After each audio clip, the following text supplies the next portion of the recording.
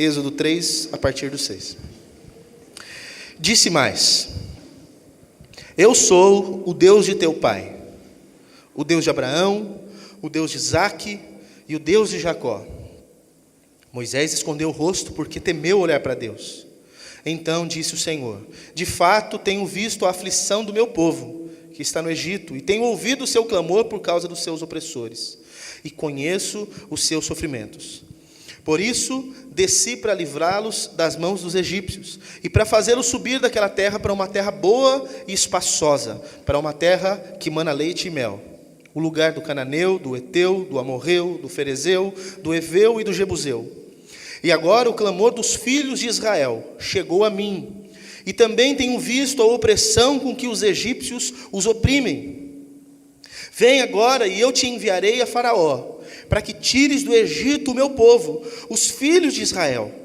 Então Moisés disse a Deus: quem sou eu para que vá a Faraó e tire do Egito os filhos de Israel? E respondeu-lhe Deus: certamente eu serei contigo, e isto te será por sinal que eu te enviei. Quando houveres tirado do Egito o meu povo, servireis a Deus neste monte. Então disse Moisés a Deus: quando eu for aos filhos de Israel e lhes disser: o Deus de vossos pais me enviou a vós, e me perguntarem qual é o seu nome, o que lhes direi? Disse Deus a Moisés: eu sou o que sou. Disse mais: assim dirás aos filhos de Israel: eu sou, me enviou a vós. Disse Deus mais a Moisés: assim dirás aos filhos de Israel: o Senhor teu Deus, ou o Senhor Deus de vossos pais, o Deus de Abraão, o Deus de Isaque, o Deus de Jacó, me enviou a vós.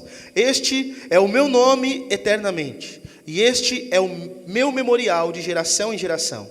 Vai, ajunta os anciãos de Israel e diz-lhes: o Senhor, o Deus de vossos pais, o Deus de Abraão, o Deus de Isaque, o Deus de Jacó, me apareceu dizendo: certamente vos tenho visitado, e visto o que vos tem sido feito no Egito.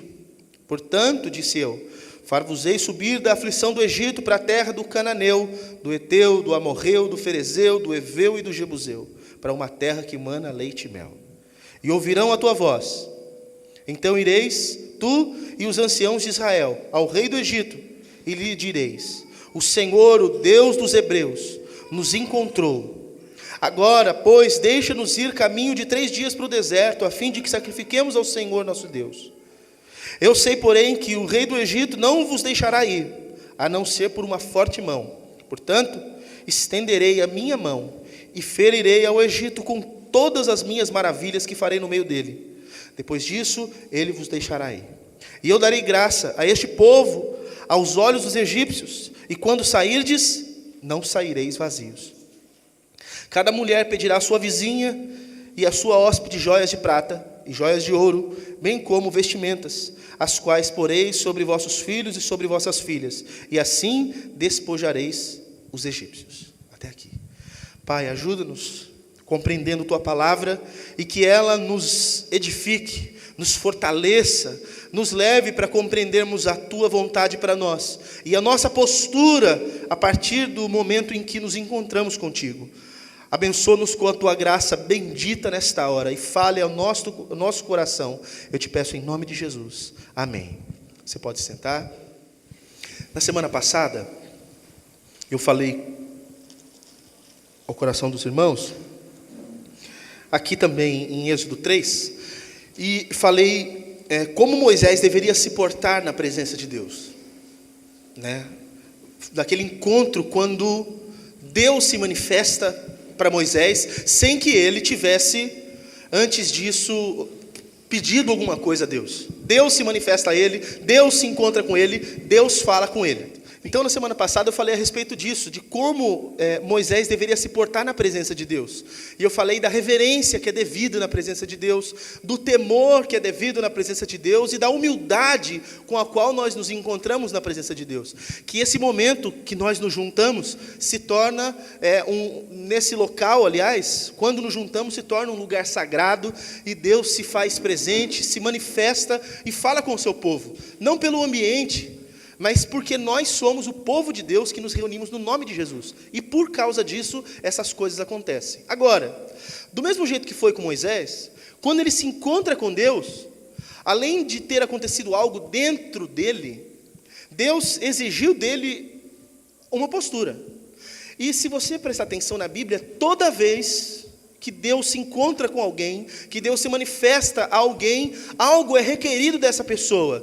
Isso significa que eu posso voltar a fazer aquela minha velha afirmação, que você que é crente, não foi encontrado por Jesus para ser um frequentador de igreja. Você não foi simplesmente impactado pela misericórdia de Deus para que você participe de um culto formal no domingo e simplesmente isso. Alguma coisa precisa ser produzida na sua vida, certas atitudes precisam ser tomadas, uma postura precisa ser tomada justamente pelo fato de você ter se encontrado com Deus. E eu acredito que Moisés serve de tipo para a nossa vida, embora obviamente ele seja um tipo de Jesus Cristo, mas daquilo que Deus exige para nós enquanto servos de Deus. Eu acredito que todos aqui se consideram servos de Deus, em maior ou menor grau, mas tá bom, como que eu posso ser um servo de Deus do qual Deus se agrada, um servo de Deus que faz de fato a vontade de Deus? Então, eu penso que a vida de Moisés seja suficiente para compreendermos isso. É óbvio que eu não vou entrar em todos os detalhes da vida de Moisés, vou trazer aqui para vocês uma mensagem de uma forma muito simples, uma estrutura bem simplificada para facilitar o entendimento de todos vocês, para que isso seja mais prático do que teórico. Não adianta agora eu trabalhar questões de forma bonita e isso não se tornar fácil para que vocês pratiquem, né? Então, como que nós podemos viver a nossa vida, ou como nós devemos viver a nossa vida a partir do encontro que temos com Deus? Vamos ver como isso aconteceu com Moisés, e aí a gente vai elaborando como isso também pode ser com a gente, né? Então, primeiro, no versículo 6, eu vou ler de novo, disse mais: eu sou o Deus de teu pai, o Deus de Abraão, o Deus de Isaque, o Deus de Jacó. E Moisés escondeu o rosto porque temeu olhar para Deus. O que se esperava, e o que foi o que de fato aconteceu com Moisés, é que ele passasse a viver com uma lembrança, para sempre. Preste atenção que a primeira coisa que Deus fala para ele, é algo que ele precisaria lembrar sempre. Não foi à toa que Deus, porque Deus não fala as coisas à toa, e as coisas não são registradas aleatoriamente na palavra de Deus. Veja bem, Moisés se encontra com Deus, Deus fala: olha, não vem para cá agora, tira a sandália dos seus pés, porque esse lugar é santo. Ok. Depois que ele obedece a Deus e faz isso, chega diante de Deus, a primeira coisa que Deus fala para ele é justamente isso: eu sou o Deus do teu pai, sou o Deus de Abraão, o Deus de Isaque e o Deus de Jacó. O que Deus queria imprimir em Moisés, e o que Deus esperava, como Deus esperava que ele vivesse a partir de então? Vivesse com uma lembrança, que Deus é um Deus de aliança. Quando Deus está falando, eu sou o Deus de Abraão, eu sou o Deus de Isaque, eu sou o Deus de Jacó, ele estava fazendo com que Moisés se lembrasse da aliança que Deus havia feito com esses personagens que foram citados, com essas pessoas. Deus é um Deus que faz aliança com pessoas. Isso é assombroso, porque eu passei a minha vida, passei a minha infância, quando minha mãe ainda participava dos rituais dela, do candomblé, eu passei a minha infância vendo pessoas fazendo pacto com entidades. Eu passei a minha infância vendo pessoas buscando alianças com entidades. Cada entidade poderia supostamente proporcionar ou trazer alguma coisa para as pessoas, então elas iam em entidades específicas. Quando elas queriam certas coisas, elas buscavam um Exu, buscavam qualquer outro espírito, entidade, e faziam uma aliança com essas entidades, faziam um pacto com eles. Mas as pessoas é quem tomavam a iniciativa de fazer uma aliança com uma entidade, em busca de algo que essa entidade podia fazer por elas, alguma coisa que pudesse ser melhorada na sua vida.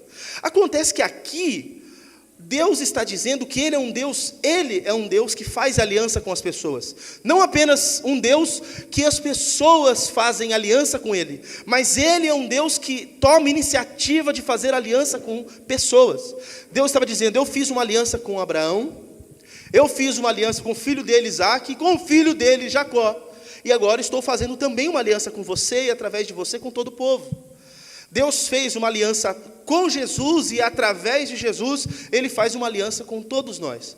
E talvez você não entenda assim de cara a importância e a grandeza disso, mas quando nós falamos de aliança, nós estamos falando de um pacto que precisa ser levado muito em consideração.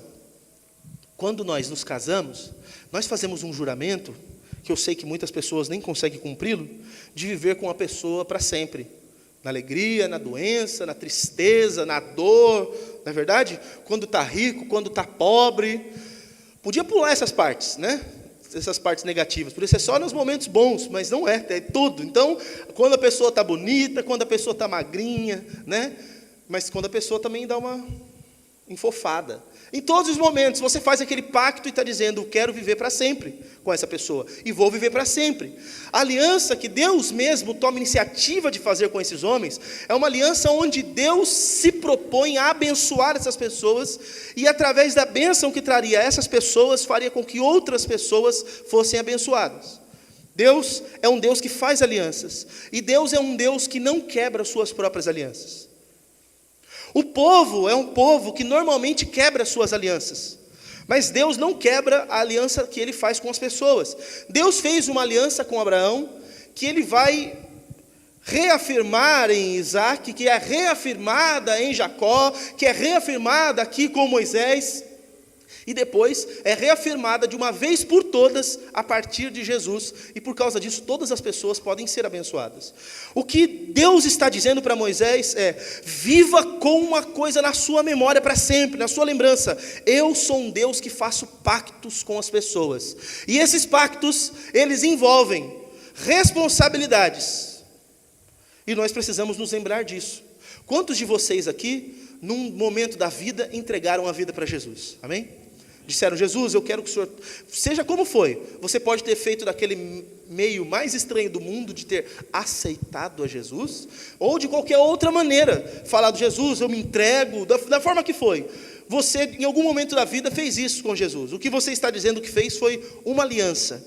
Acontece que essa aliança que você fez com Deus, na verdade, foi uma aliança que o próprio Deus fez com você.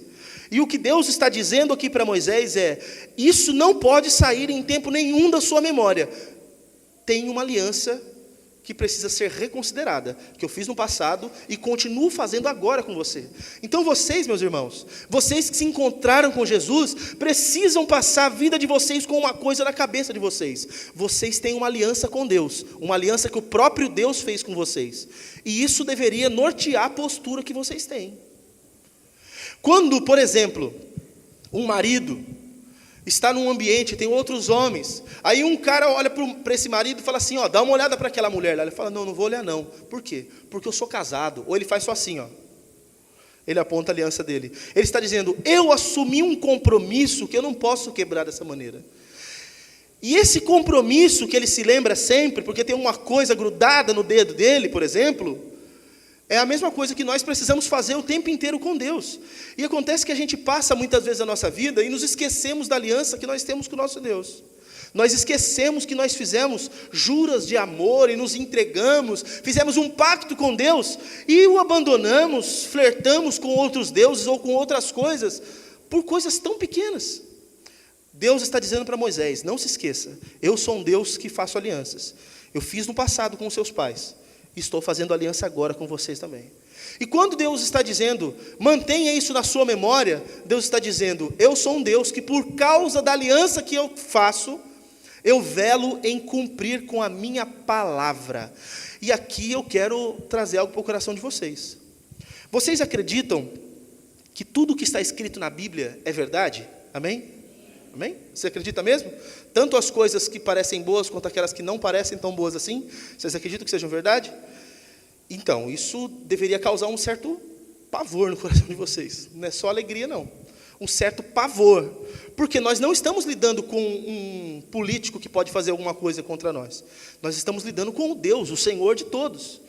Nós estamos lidando com aquele que Moisés chegou diante dele e ele falou, tira a sandália, você não está em qualquer lugar. Você não está diante de qualquer pessoa. Então essa aliança que Deus está querendo que Moisés se lembre sempre, ela precisa trazer na cabeça de Moisés que a palavra que ele sempre colocar, ela sempre será velada para que seja cumprida. Tudo o que Deus disse que fará, ele fará. Deus então tem compromisso com a sua palavra. Quando eu falo sua, eu estou falando dele, não estou falando a tua. eu estou falando a sua, porque eu estou falando de Deus. A palavra de Deus, Ele sempre velará para que ela seja cumprida. Agora, o que nós dizemos, não significa que isso será cumprido. Por que eu estou falando isso? Porque tem um monte de gente que está ensinando por aí, eu gostaria que você desaprendesse se você aprendeu, e que você aprendesse o contrário, caso você não tenha gravado no coração o erro. Ensinado por aí que você fala as coisas pela fé, e pela fé Deus vai fazer o que você falou. Então você determina certas coisas para a sua vida, determina certas coisas para o seu trabalho, para a sua família, e porque você disse, em nome de Jesus, Deus vai fazer. Não é por aí. Deus não tem compromisso com a palavra do homem, Deus tem compromisso com a sua própria palavra. Quando eu me apoio na palavra de Deus, para afirmar que eu e a minha casa serviremos ao Senhor, eu posso ter a certeza que isso será verdade, porque foi Deus quem disse. Agora, quando eu me apoio na palavra de que alguém falou alguma coisa ao meu respeito, eu preciso duvidar disso, porque se não foi Deus quem disse, Deus não tem compromisso com a palavra das pessoas, por mais que essa pessoa se denomine ou se designe um profeta. Não é porque alguém diz assim diz o Senhor que Deus disse. Nem tudo que as pessoas andam dizendo por aí vem da boca de Deus. E as pessoas ficam frustradas. Vocês não têm ideia quantas pessoas me procuram e falam assim: Deus fez promessas para a minha vida e Deus não cumpriu. Aí eu pergunto, quais promessas? Deus prometeu que eu ia viajar o mundo. Mas quando que Deus fez essa promessa? Levantou um profeta e falou isso para mim. Eu falei, puxa, mas quem garante que foi Deus que falou? Se foi a palavra de Deus mesmo, de fato, quem descreveu essas promessas de Deus para a sua vida, é óbvio que você deve acreditar, mas se não vem isso da palavra de Deus, Deus não tem compromisso com a palavra das pessoas, Deus tem compromisso com a sua palavra. Isso significa que você pode crer cabalmente em todas as promessas de Deus que estão contidas na palavra de Deus. Não só pode crer, mas pode apoiar a sua vida nessas promessas, porque essas promessas, todas elas serão cumpridas justamente porque Deus cumpre com a sua palavra para manter de pé a sua aliança. Acontece que essas palavras aqui, esse texto que nós estamos lendo, leva Moisés a ter outras atitudes. Outra delas está no versículo 7. Lê comigo. Então disse o Senhor: de fato tenho visto a aflição do meu povo, que está no Egito, e tenho ouvido o seu clamor por causa dos seus opressores, e conheço os seus sofrimentos. Como Moisés devia viver aqui? O versículo anterior nos mostra que ele devia viver com uma lembrança, mas esse versículo em específico nos mostra que ele devia viver não apenas com uma lembrança, mas com uma esperança, que Deus conhece e se compadece do seu povo. Grava isso no seu coração. E quando eu falo do seu povo, eu estou falando de você e de todo aquele que invoca o nome do Senhor. Deus, Ele se lembra e se compadece de todos os seus filhos, seja pelo que eles estiverem passando, em que situação da vida eles estiverem. Nada passa desapercebido aos olhos do Senhor.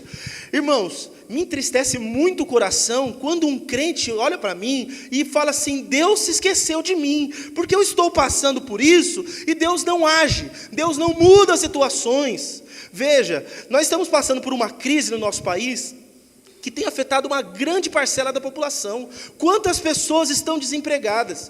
Quantas outras estão empregadas hoje, estão se matando para se segurar num emprego que ganha mal, é maltratado, é um emprego ruim, mas ele se mantém, porque não é nem um emprego, é um serviço, porque ele precisa de dinheiro, as contas estão aí, tem um monte de coisa para fazer e para pagar, e as pessoas precisam sobreviver, precisam se manter. E quantos desses irmãos que estão nessa situação me procuram e falam assim: pastor, Deus não olha para mim, porque eu vejo um monte de gente, as coisas dando certo para eles, e para mim as coisas não desenrolam, as coisas não acontecem.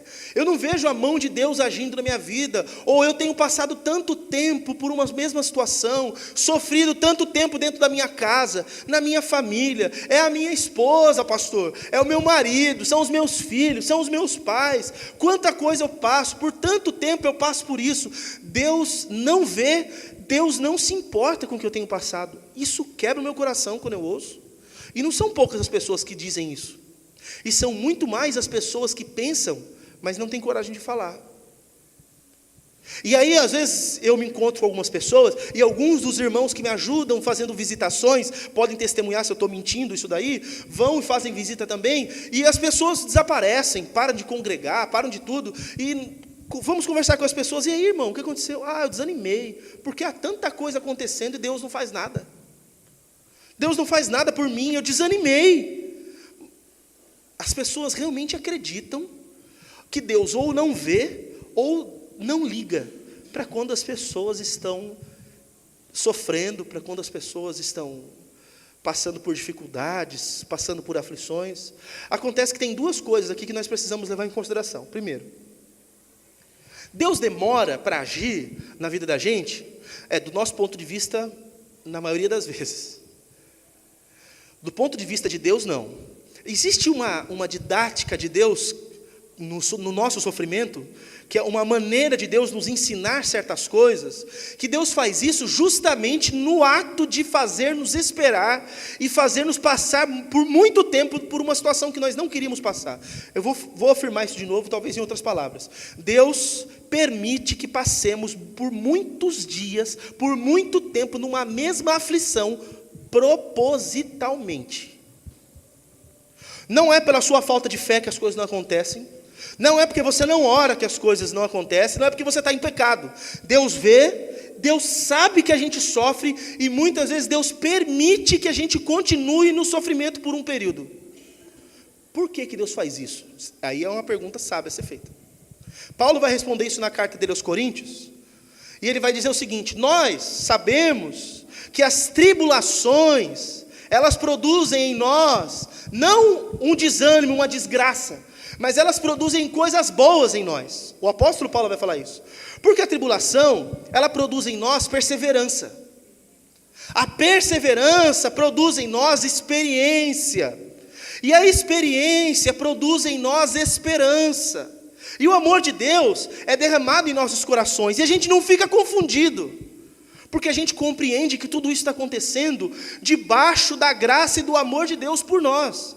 Irmão, quando você passa por uma situação na sua vida, e eu sei que muitos irmãos aqui estão nesses dias agora, passando por uma situação prolongada, que você fala: não saio disso, as coisas não mudam, eu tenho orado, eu busco a Deus, eu invoco a Deus. Tem gente que as coisas não mudam só porque não ora, é fato. Mas tem gente que ora e busca a Deus e fala: não entendo, não sei por que essas coisas continuam acontecendo. Existe algo que Deus está trabalhando na tua vida, na tua família, ou com outras pessoas, e isso só será possível através do sofrimento. Você me perdoe a franqueza, e eu não estou dizendo que Deus tem prazer em nos ver sofrer. Acontece que nós não nos policiamos com uma certa sabedoria para aprender a viver bem, ou aprender as coisas a não ser pelo sofrimento. Nós não nos policiamos para isso. Nós aprendemos mais quando sofremos do que quando as coisas estão boas. Eu vejo irmãos que quando as coisas começam a estabilizar, ele está lá no perrengue, ele está chorando, está sofrendo, aí é campanha de oração, chama todo mundo para orar, jejua, vai para o monte, faz isso, faz aquilo, as coisas melhoram, a pessoa aquieta, ela não busca mais a Deus, ela não ora mais, ela não faz, perde aquelas disciplinas. Irmão, eu vou ser muito sincero, se Deus, para nos manter na presença dEle, achar por bem nos manter na aflição, que seja assim. É melhor passar o resto da vida em aflição para estar na presença de Deus, do que Deus te colocar num lugar de conforto e você abandonar o teu Deus no teu coração, justamente por causa do conforto que te veio. Nós sabemos que justamente o conforto é um dos nossos maiores problemas. Deus trata a nossa vida, na maior parte das vezes, é justamente nas aflições. Você tem ideia de quanto tempo esse povo ficou humilhado e sofrendo no Egito? Veja bem, eles foram para o Egito, não como escravo, eles foram para o Egito exaltados. Porque antes disso aqui acontecer na vida de Moisés, vocês se lembram? José foi levado lá para o Egito, tem toda aquela história bonita da vida de José, e José é elevado ao cargo mais alto do Egito, ele mandava em tudo, ele só não era maior do que o próprio faraó no Egito. A Bíblia fala que ninguém levantava o pé no Egito se José não desse a ordem. Se José falasse: você não ergue mais o pé, a pessoa não podia andar mais na vida. Tudo acontecia de acordo com a diretriz de José. Ele foi exaltado. E por causa dele, a família dele foi exaltada. Foi levado para o Egito. E a Bíblia diz que eles, como bons nazarenos que nós somos aqui, fizeram muitos filhos. E as coisas cresceram. E as coisas, progrediram lá dentro do Egito. E a família deles ficou muito grande. Ficou muito grande, só que José morreu. Esses patriarcas morreram. As coisas aconteceram. Todo mundo morreu. Eles estavam dentro do Egito. Mas tinha muita gente. O faraó que amava José, passado um tempo, morreu também. Eu deduzo aqui, que tenha sido mais do que um faraó que passou por aquela situação. Porque eu acho que um faraó devia comentar, se fosse o filho dele, comentar a respeito de alguma coisa de José. Mas passa um tempo. E um dos faraós que se levanta, vê que o povo israelita, ou o povo de Israel, estava prosperando e crescendo, e ele ficou com inveja daquilo, não queria que aquilo acontecesse, e ele começou a oprimir o povo de Israel. A Bíblia vai falar que nesse tempo nasce Moisés. Moisés cresce, com 40 anos ele sai do Egito, com mais 40 anos ele fica no deserto, aí Deus vai chamar ele com 80 anos. Então, no mínimo aqui, eles sofreram por 80 anos, no mínimo. 80 anos afligidos pelos egípcios, aqui, só nesse momento. Aí você está passando alguns meses de perrengue e está achando que Deus te esqueceu.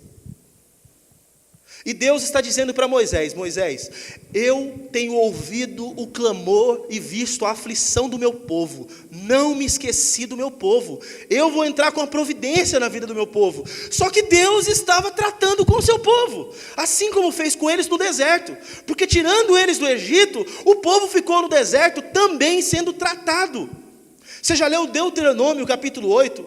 Deus vai falar assim, olha, falando para o povo, para o seu povo: eu te deixei andar pelo deserto, eu deixei com que vocês passassem as necessidades que vocês passaram. Eu deixei, para saber o que tinha no coração de vocês, para saber se vocês guardariam ou não os meus mandamentos. Irmão, você é provado justamente quando faltam as coisas para você. Você é provado quando você tem que escolher entre blasfemar e reclamar, ou dar graças a Deus, porque você sabe que Deus cuida de você, mesmo que você não está vendo nada acontecer. Nós que temos essa oportunidade, talvez não tão bem-vinda para alguns, de não sermos ricos, nós que temos essa oportunidade, de vez ou outra faltar alguma coisa em casa, nós que temos a oportunidade, de vez ou outra, não ter o dinheiro para fazer o que precisa, você está doido para fazer um negócio, aí aquele momento de crise na sua vida, que você não podia gastar nada, dá justamente a dor no dente que você não podia ter. E você corre para o postinho, só que vai marcar para você passar pelo dentista do postinho daqui a tanto tempo. Aí você tem que juntar um restinho de economia que você tinha para pagar um dentista de última hora, que vai fazer um negócio com um curativo, que daqui a uma semana, você comendo as coisas que você gosta, já não tem mais aquele curativo no seu dente, e vai começar uma goteira infernal de novo naquele seu dente, e você não tem dinheiro. Você que tem a oportunidade de conhecer esses prazeres da vida,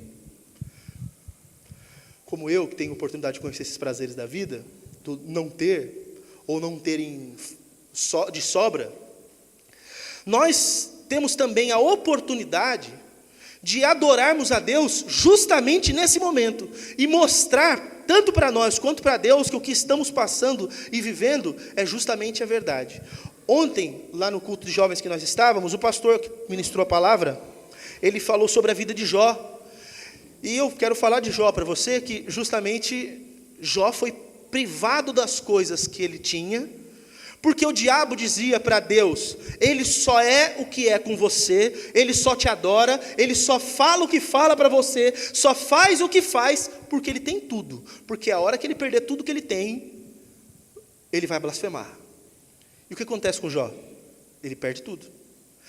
Mas aí o diabo, que não podia ficar por baixo, falou: mas na verdade, se tocar na saúde dele, aí ele vai reclamar. Porque enquanto ele tem saúde, as pessoas, ele já aprendeu a ser igual ao brasileiro. O importante é ter saúde, Então você tem saúde, você não tem nada, mas você tem saúde, então está tudo bem. Toca na saúde do homem, o homem fica doente também. E ele abre a boca para reclamar de Deus. Ele fala: Deus deu, Deus tomou. Louvado seja o nome do Senhor. E aí a minha pergunta para você agora, que você está nessa situação que você está, é: você agora está reclamando, ou você está dando graças a Deus, porque você sabe que o teu Deus cuida de você, mesmo agora que te falta, mesmo agora que você está sendo privado de coisas, mesmo agora que você está sendo afligido, mesmo agora que você está sendo perseguido dentro da tua casa, mesmo agora, quando você não tem tudo o que você precisa, você está dando graças a Deus, ou você está reclamando e murmurando? Deus prova o nosso coração quando nos falta também, irmãos. Então, você pode fazer como o apóstolo Paulo.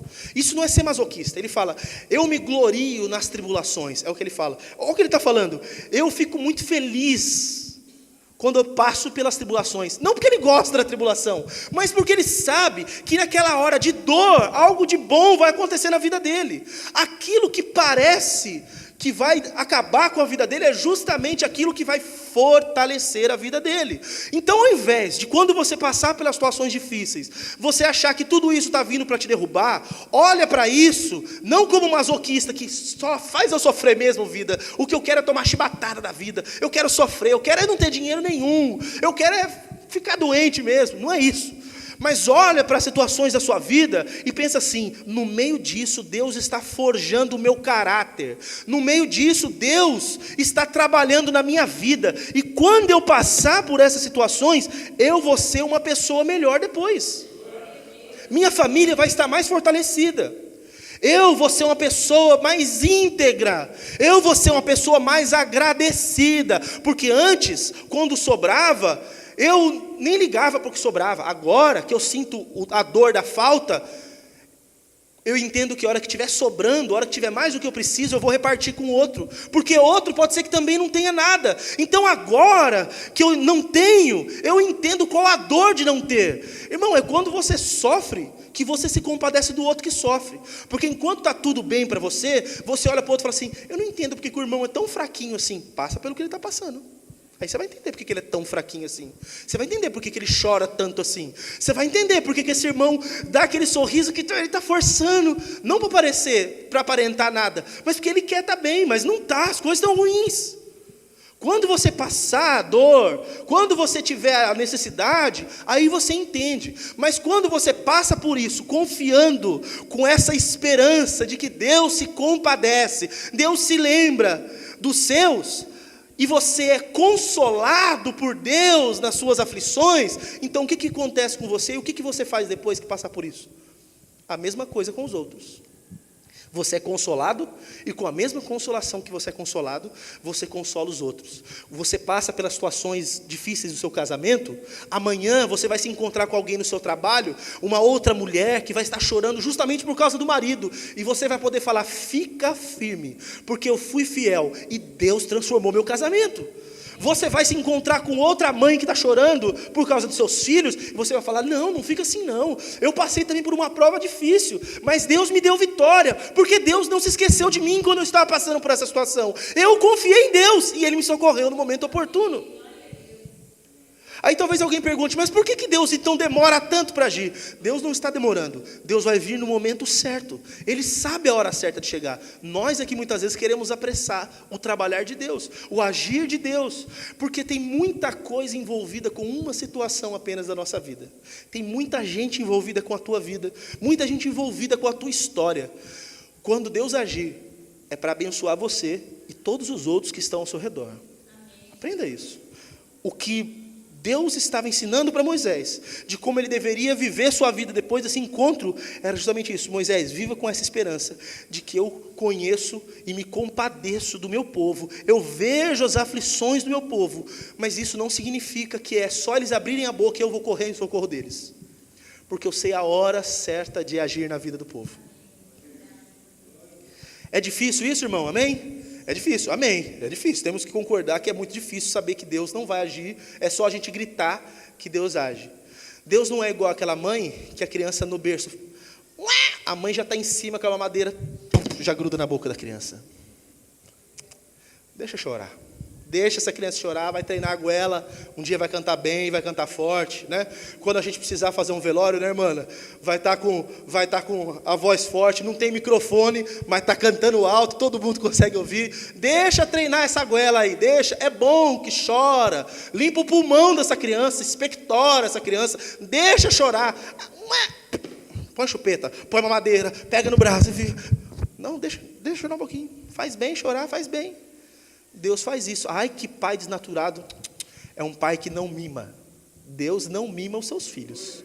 Entenda isso. Se você mima os seus, você está criando errado. Deus não mima os seus filhos. Mas tem mais. Como Moisés devia viver? Com uma certeza. Versículo 8. Olha o que diz. Por isso desci para livrá-lo das mãos dos egípcios e para fazê-lo subir daquela terra para uma terra boa e esperançosa, para uma terra que mana leite e mel, o lugar do cananeu, do eteu, do amorreu, do ferezeu, do heveu e do jebuseu. Moisés, você precisa viver daqui para frente com uma certeza. Não só com a esperança de que eu ouço, mas com a certeza de que eu vou intervir na história da vida dessa pessoa, para fazer com que essa pessoa seja abençoada. Eu sei que essa palavra ficou assim, de um mau uso tremendo dentro de muitas igrejas, mas o que Deus deseja para a tua vida é que você seja abençoado. Grava isso no teu coração. O desejo do coração de Deus para a tua vida é que você seja abençoado. E Deus estava dizendo isso daqui para Moisés. Eu vou descer, olha só, por isso eu desci para livrá-lo das mãos dos egípcios. Não foi assim, Moisés, por isso se vira. Eu desci e eu vou agir para livrar o meu povo da mão dos egípcios. E o que ele está dizendo é o seguinte: não há ninguém nessa terra que vai poder me parar e me barrar no que eu vou fazer. E daí que Deus estava falando da nação mais poderosa da época. E daí que Deus estava falando justamente contra o faraó, que era o cara mais respeitado do mundo na época. E daí? O faraó pode alguma coisa contra Deus? Não. Então eu quero ensinar uma outra coisa para vocês, que foi pertinente, nós falamos ontem também no culto lá dos jovens. O nosso Deus, ele não é um anjo. Ele não é um anjo em grandeza, em poder. Então, Satanás, que era um anjo de Deus e caiu, é só um anjo. E eu vejo as pessoas comparando o diabo. Você já viu no Facebook uma imagem? Está assim, a imagem de um Jesus europeu de olho azul, tirando o braço de ferro com o diabo. Já viu isso daí? Aí está assim, um demônio vermelho, chifrudo, né? E Jesus tirando o braço de ferro com ele assim. Como se Deus estivesse travando uma briga terrível com o diabo. E o diabo fosse um inimigo à altura de Deus. E ainda para piorar, as pessoas colocam. Se você colocar amém, Jesus vence. Ah, não, é demais daí, velho. É pior do que bater na madeira 3 vezes. É muita superstição desse nosso povo brasileiro. E o pior é que os crentes fazem isso também, porque acham que vão dar maior apoio para Jesus vencer o diabo. Uau! Gente, o diabo nem é oponente para Deus. Ele não tem nem coragem de pôr a cara contra Deus. Vocês têm ideia de quem é o diabo? O diabo não é nada. O diabo era só um anjo que estava no céu, e agora fica dando trabalho para umas pessoas desavisadas. É só isso. Agora, o diabo só fica enganando pessoas que não conhecem o que Jesus fez na cruz. É só isso. Ele nem pode fazer tudo o que ele quer fazer. Ele está limitado no seu poder. Se você ler Apocalipse com atenção, você vai ver que tem um momento da história que vai ser liberado para que ele faça coisas que hoje ele já não consegue fazer. Ele vai ter liberdade para agir de certa maneira, e muita gente de Deus vai morrer por causa da ação do diabo. Mas hoje, se você se lembra da palavra de Deus, a palavra de Deus diz que as portas do inferno não prevalecerão contra a igreja de Jesus. Não diz isso? Só que quando fala isso, não está falando que a igreja está andando para trás com escudos e o inferno atacando. Ah, o inferno está atacando a igreja. Pelo amor de Deus, quem ataca com porta? A porta é para defesa. A igreja que ataca o inferno, não o inferno que ataca a igreja. O diabo não tem esse poder que as pessoas falam que ele tem. Não, mas tem que ver que o diabo ele é poderoso. Ele faz coisas na vida de pessoas desavisadas, na vida de pessoas que não creem em Jesus Cristo, na vida de pessoas que não entenderam que ele, o diabo, já foi vencido. Ele é um cara que já foi vencido, é um personagem que já foi vencido, já foi derrotado, foi exposta a sua vergonha na cruz, e os crentes ficam achando que o diabo é tudo isso. O diabo não é tudo isso, gente. Pastor, você não tem medo de falar isso no púlpito? Pelo amor de Deus, eu sirvo a Deus, eu não sirvo o diabo. Eu não sirvo o arcanjo Miguel. Eu não sirvo o Rafael ou qualquer outro que seja. Eu não sirvo um anjo, eu sirvo a um Deus que criou todas as coisas, inclusive criou ele. Pelo amor de Deus, o diabo não é nada, e os crentes supersticiosos ficam com medo do diabo. Pelo amor de Deus, se você tem medo do diabo, você não conhece o Deus que você diz que crê. Se você tem medo que o diabo vai fazer alguma coisa na sua vida, você não conhece o Deus que você crê. Se você acha que o diabo vai fazer alguma coisa dentro da tua casa, ou se ele está fazendo, está faltando postura sua de crente na tua casa, porque o diabo não faz. Ah, mas tem coisa ruim acontecendo na minha casa. Coisas ruins acontecem por muitos fatores. Muitos fatores. Tem gente na minha casa que está acontecendo consequências de coisas erradas que eles fizeram. É coisa do diabo. Não, se ele fez coisa errada, vai acontecer coisa errada mesmo, normal, consequência. Não fica dando crédito para o diabo de uma coisa que ele mesmo não faz. Você é servo de Deus ou não? Amém? Você está debaixo do sangue de Jesus ou não? Amém? O que o diabo pode fazer na sua vida? Eu queria que alguém me explicasse. Eu queria que algum crente dessa teologia que fica fazendo quebra de maldição, quebra não sei das quantas, e fica querendo expulsar e fazer, eu não consigo entender que diabo poderoso é esse que age na vida de alguém que é comprado pelo sangue de Jesus. Eu não consigo entender. Que poder é esse que estão dando para o diabo, sendo que Deus já fez tudo o que tinha que fazer? Olha, Jesus venceu na cruz, te salvou, te cobriu com o sangue dele, e você tem que fazer uma quebra de maldição ainda? Ah, misericórdia, vai se converter. Vai conhecer quem é Jesus Cristo. Você não tem que fazer essas coisas. Crê em Jesus, põe tua vida na mão de Deus e descansa. Deus estava dizendo para Moisés: Moisés, você vai se levantar contra a nação mais poderosa deste mundo. Mas sou eu que vou descer e vou vencer eles. Moisés podia confiar que ele ia vencer justamente por causa disso. E quando Deus fala para ele que ia tirar o povo, intervir na história do povo para abençoar, Deus estava dizendo o seguinte: olha, nada do que é de vocês, o diabo vai tomar. E eu queria ensinar uma coisa para vocês. Se você ler o capítulo 10, depois das pragas, ou no finalzinho das pragas, acontece uma cena muito interessante, assim, na sequência. Moisés vai lá com o faraó, fala: faraó, Deus mandou vir aqui, porque o povo tem que sair a distância pelo menos de 3 dias para adorar a Deus. Nós todos precisamos sair. E aí ele fala assim: não precisa, fica aqui, adora aqui mesmo. Vai dando um monte de desculpa: olha, se o povo não sair, vai vir praga, vai vir um monte de coisa. E começa a acontecer as pragas. E toda vez que acontece uma praga, o faraó chama de novo Moisés: Moisés, pede a Deus para parar. Tudo bem, eu vou pedir a Deus para parar, mas o povo tem que sair para adorar. E o faraó vai negociando e voltando atrás, negociando e voltando atrás. Tem um momento, que é dos últimos dos momentos, fala assim: tudo bem, vamos fazer o seguinte, vai só as crianças, vai os adultos e as crianças, os outros não precisam ir mais não. Não, tem que ir todo mundo. Não, todo mundo não vai, praga no Egito.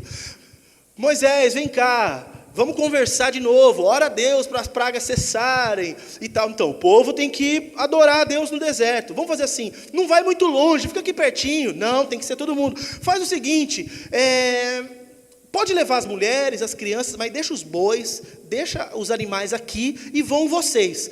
Aí Moisés fala uma coisa que eu acho linda, está no capítulo 10, versículo 26.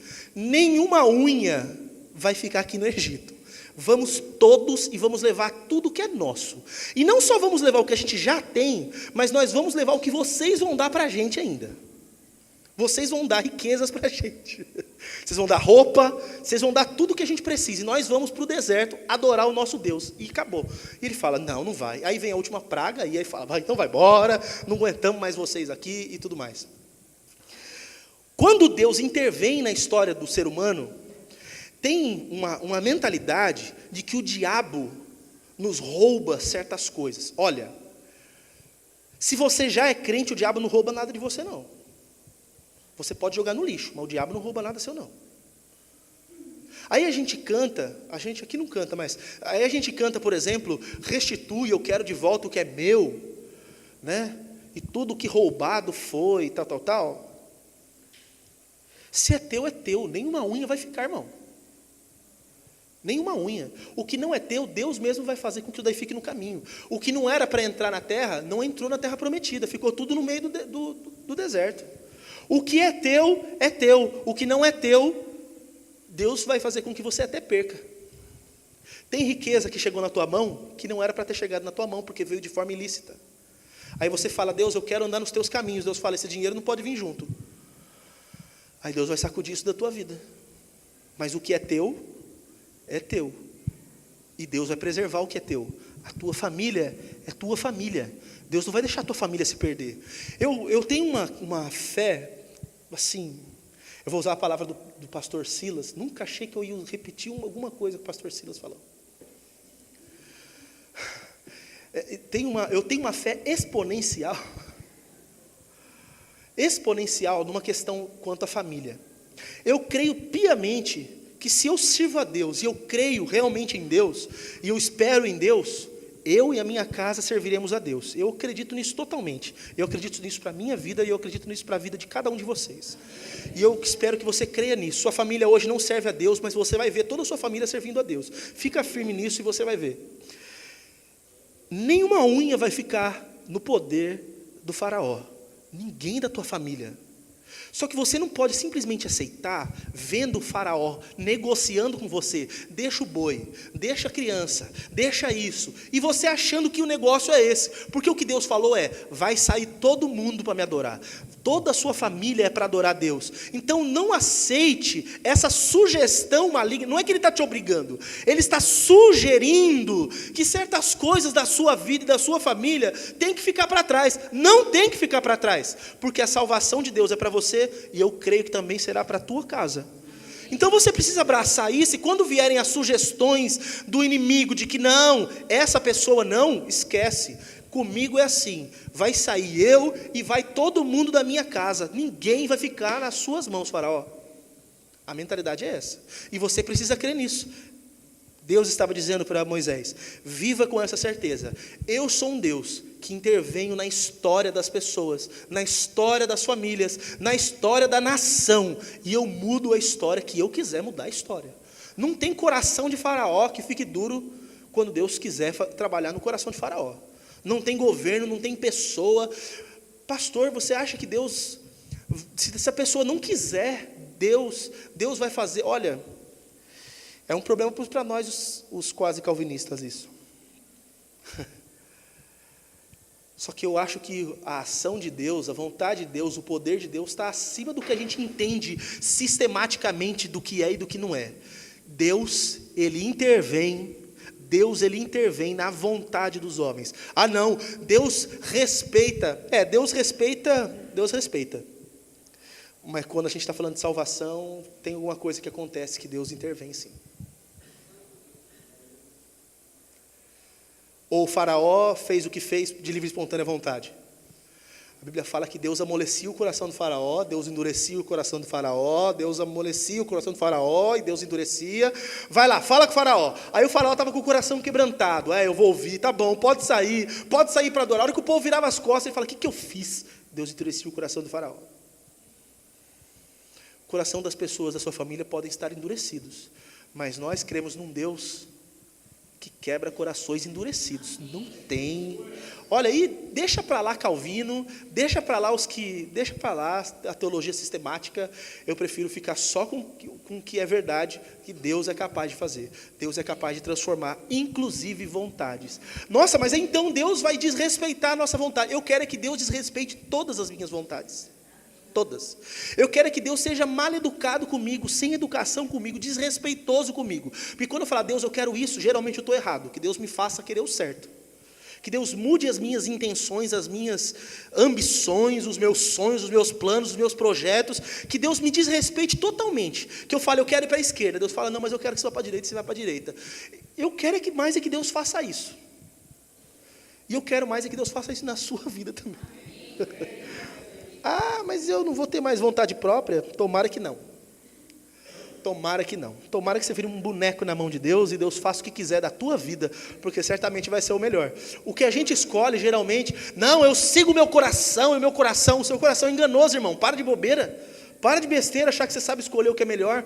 Deus sabe o que é melhor para a tua vida. Deus tem pensamentos sobre você que são elevados demais. Você não sabe o que Deus planeja para a tua vida. Às vezes o meu sonho é, Aí Deus te leva para outro lugar que não era aquilo que era o teu sonho. E agora, o que você faz? Confia que o projeto de Deus para a tua vida é melhor do que o seu. Amém? É complicado. E por último, irmãos, o versículo 10, vou encerrar com esse versículo, diz assim: vem agora e eu te enviarei a Faraó, para que tires do Egito o meu povo, os filhos de Israel. Agora o que Deus estava dizendo é, você além de tudo, precisa viver com uma missão. E isso, irmãos, você já deve aplicar direto para a tua vida. Se você se encontrou com Jesus, você precisa compreender que a sua vida agora não pode ser vivida mais aleatoriamente. Por favor, me entenda nisso, Você não foi salvo por Jesus e continua na terra à toa. Se a vontade de Deus fosse só te salvar para você ir para o céu, você concorda comigo que Ele tinha te salvado e te levado embora? Para que você vai ficar aqui, se a intenção de Deus é que você seja salvo para ir para o céu? Porque passar por aflição não vai purificar os teus pecados para você ir para o céu. É a fé em Jesus Cristo. Ficar aqui não vai te fazer valorizar o céu, porque a gente nem sabe o que é o céu. Tudo que você pensar que possa ser o céu não é. Está errado. Tudo que você pensar, não, eu acho que o céu é isso, você está errado. Eu acho que o céu é assim, você está errado também. Tudo que você pensar sobre o céu está errado. Porque é coisa que os olhos não viram, que os ouvidos não ouviram, que não chegaram no coração do homem, as coisas que Deus tem preparado para os que o amam. Certo? Então nós não sabemos, não dá para a gente explicar o que é que tem para o lado de lá. A gente tem certeza que são coisas maravilhosas, mas o que é a gente não sabe. Agora, por que Deus me salva em Cristo Jesus e eu continuo nesse mundo? Porque nós temos uma missão, pelo amor de Deus. E isso precisa ser compreendido para que seja vivido. Se você não vive a missão de Deus para a tua vida, você não está aproveitando o tempo que Deus te deu neste mundo para este propósito. Deus não te salvou e te manteve aqui para você curtir mais um pouquinho com a tua família. Deus te salvou e te mantém aqui nessa terra para que você cumpra com a tua missão nessa terra, pelo amor de Deus. Moisés se encontra com Deus, ou Deus se encontra com Moisés. Deus dá esperança, Deus coloca expectativas, Deus coloca uma certeza no coração de Moisés, mas Deus coloca uma missão. Deus fala para Moisés, em outras palavras: Moisés, você vai ser o canal da minha bênção na vida deste povo. Eu agora estou te chamando para que você vá e fale com este povo. Eu vou fazer você ir para onde quer que você vá. E você vai falar com o Faraó. Eu estou te enviando para falar com o Faraó. Eu estou te dando uma missão. Você vai libertar o meu povo, Moisés. E a questão é, Deus tem uma missão para cada um de vocês. Você creia ou não, você goste ou não, você tenha compreendido ou não, Deus tem uma missão para você, e você precisa compreender qual é a sua missão individual, dentro da missão global de Deus, para que você faça com que a sua vida seja vivida com sentido. Senão a sua vida está sendo vivida aleatoriamente. Vocês mais jovens, por favor, orem a respeito disso. Não vá viver sua vida pensando em apenas ser bem-sucedido nessa vida, nessa terra. Não vá viver sua vida pensando assim: eu vou estudar alguma coisa para ter um bom emprego, para ganhar um bom salário. Por favor, não caia nessa ilusão. Pastor, você não quer o melhor para a nossa vida? Claro que eu quero. O melhor para a tua vida é que você entre no projeto de Deus para a tua vida. O que é que Deus quer para a tua vida? Aí você vai para a direita e Deus está querendo que você vá para a esquerda. Deus fala para Moisés: Moisés, eu quero que você vá lá falar com o Faraó. E se Moisés fala: mas Deus, eu tinha um projeto, eu tenho as minhas ovelhas lá, eu estou me tornando o maior criador de ovelhas aqui da minha região, eu tenho os meus negócios que eu preciso levar adiante. Moisés abandonou tudo. Vocês prestaram atenção? Veja comigo aqui, que antes de Moisés ser chamado, ele estava pastoreando as ovelhas dele, junto com o seu sogro, que era de Midian. Ele estava lá pastoreando as ovelhas. Ele se encontra com Deus. Deus fala: você vai lá e vai falar com o Faraó. Ele larga tudo e vai. Eu sei que não é fácil deixar tudo para ir fazer alguma coisa. Os mais velhos têm uma grande dificuldade de largar coisas, de abrir mão de coisas para servir a Deus. Vocês mais jovens que não construíram nada, não construam antes de Deus dizer para vocês o que vocês têm que fazer, para que vocês não tenham o esforço, não tenham que ter o esforço de deixar coisas, para que vocês façam agora. Não construam para ter o problema de ter que abandonar. O jovem rico chega diante de Jesus, cheio de disposição e amor por Deus, fazendo tudo o que era correto, e fala: o que precisa fazer para ter a vida eterna? Ele já estava querendo que Jesus elogiasse ele. Jesus começa a citar uns mandamentos, ele fala: Jesus, isso eu faço desde que eu sou pequeno. Jesus fala: então tá fácil, pega os seus bens, distribui para os pobres, me segue e você vai ter um tesouro no céu. O moleque vai embora triste, porque não é fácil abrir mão de coisas que você tem. Não adianta olhar para aquele jovem rico e falar que ele não teve fé. Ele teve uma grana, que eu não sei se foram os pais dele, ou se ele era um jovem empreendedor, mas ele era um jovem rico. E quando fala jovem, não está falando de um adolescente. Está falando de um cara da média de uns 30 anos.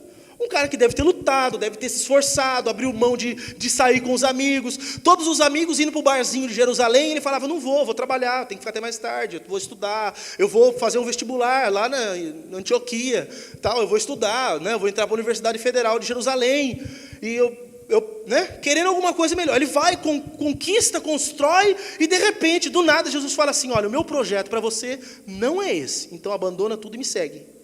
Você acha que é fácil fazer isso? Já é difícil para a gente abrir mão do que não tem, abrir mão de poder ter no futuro, porque quando eu falo isso, pensa no que Deus quer para a tua vida antes de ir para uma faculdade, antes de se formar, antes do emprego, você já fica: nossa, eu vou perder a oportunidade na vida de ter alguma coisa. Você está abrindo mão de uma coisa que é possível. Já é difícil, quem dirá depois que sua vida está construída?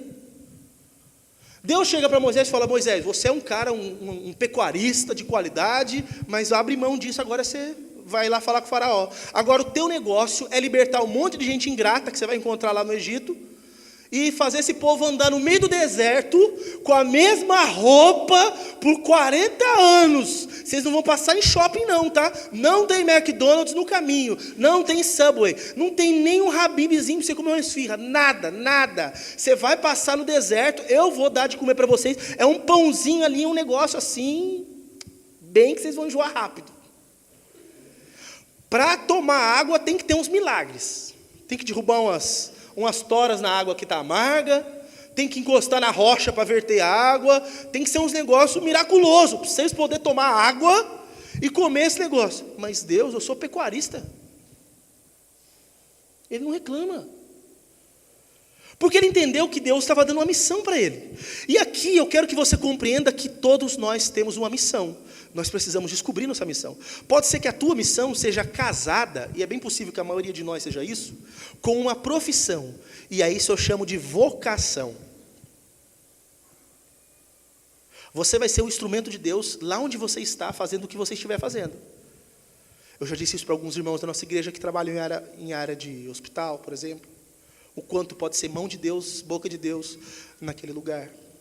E quantas outras pessoas, como vocacionados, são profissionais que são usados por Deus naquele lugar. Não está ali só para ganhar dinheiro, está ali para fazer a obra de Deus.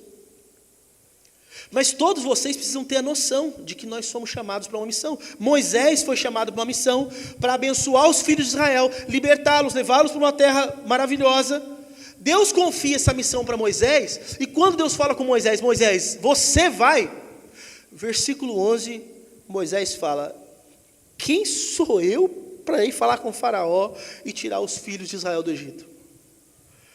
Tem pessoas que eu converso, hoje eu conversei com uma irmã, que falou justamente isso. Mas quem sou eu para fazer isso que Deus quer?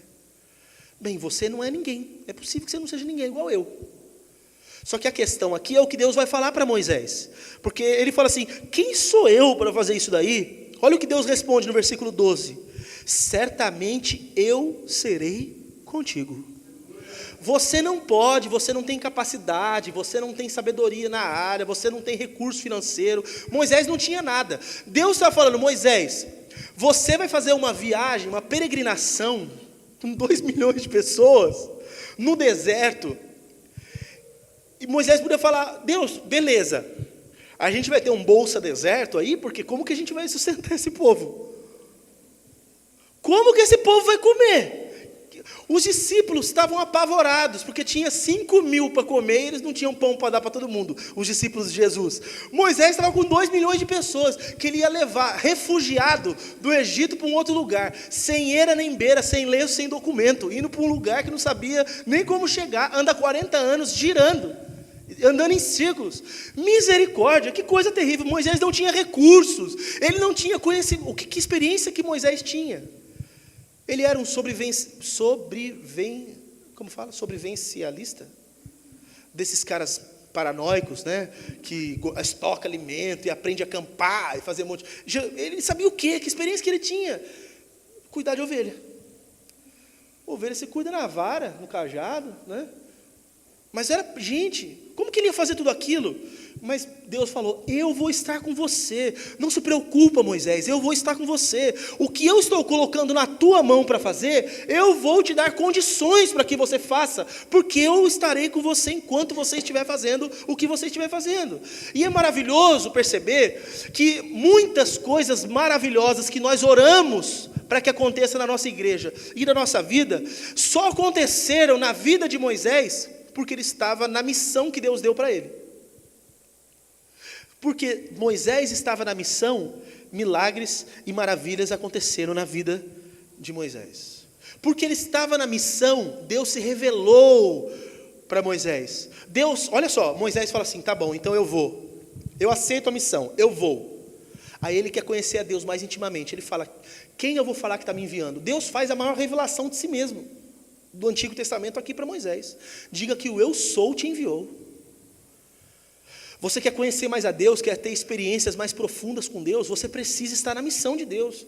Não vai ter experiências com Deus sendo frequentador de igreja, desculpa. Você não vai ver milagres e maravilhas sendo frequentador de igrejas. Você precisa se engajar na missão de Deus. Foi ali que a mão de Deus agiu poderosamente. E não só isso, ele viu todas as suas necessidades pessoais e de todos aqueles que o envolviam sendo supridas, porque ele estava na obra de Deus. Então você precisa orar com muito fervor daqui para frente, falar, Deus, eu preciso abraçar a tua missão. Tem alguma coisa que o Senhor espera de mim e eu quero fazer isso. Eu não tenho condições, pode ser que eu nem saiba fazer o que o Senhor vai me mandar fazer, mas eu tenho certeza de que o Senhor estará comigo, e o Senhor vai me dar condições para que eu faça. O Senhor vai me capacitar para eu fazer, e vai me dar os recursos para eu fazer o que eu preciso fazer. E eu tenho certeza que de fato Deus vai fazer isso na tua vida. Você quer ser um instrumento de Deus, você precisa entender que você tem uma missão. E parar de ser um crente nominal, frequentador de igrejas. Não que eu não goste que você frequente, nem estou dizendo para você parar de frequentar, mas a sua vida com Deus não pode se basear apenas em ser um frequentador de igrejas. Você precisa se engajar na missão e fazer o que é a vontade de Deus para a tua vida. Amém? A gente pode fazer uma oração juntos?